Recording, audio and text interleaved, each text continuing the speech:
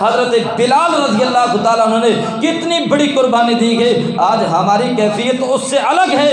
آج کون ہمیں لٹاتا ہے, کون ہمیں کہتا ہے کہ اگر تو آپ توحید پہ ڈٹے رہے آپ کو آگ کے اوپر لٹا دیا جائے گا, آپ کو بستی کے اندر آپ کا چہرہ کالا کر کے پھیرا جائے گا, آپ کے گلے کے اندر رسی ڈال کر کے آپ کو سواریوں کے ساتھ کھینچا جائے گا. کوئی اتنا ظلم نہیں تھا اور کوئی اتنا ظلم نہیں ہے. لیکن رسول اللہ صلی اللہ علیہ وسلم کے دور کے اندر وہ لوگ, وہاں پہ بھی کہانت ہوتی تھی, اس دور کے اندر بھی لوگ جادوگری کا کام کرتے تھے, اس دور کے اندر بھی لوگ کہانت کا کام کرتے تھے. لیکن یہ سارے کے سارے صحابہ توحید کے اوپر ثابت قدم رہنے والے تھے, توحید کے اوپر استقامت اختیار کرنے والے تھے.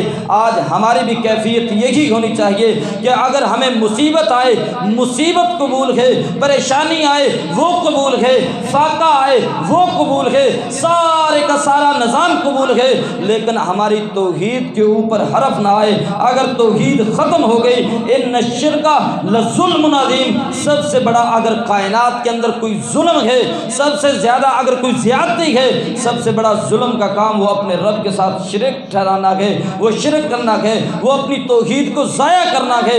آج ہی سارے کے سارے ساتھیوں کے ایمان کا ہمارا یہ یقیناً ثابت قدم ہونا یہ اسلام کے اندر بہت ضروری ہے. اگر یہ ہو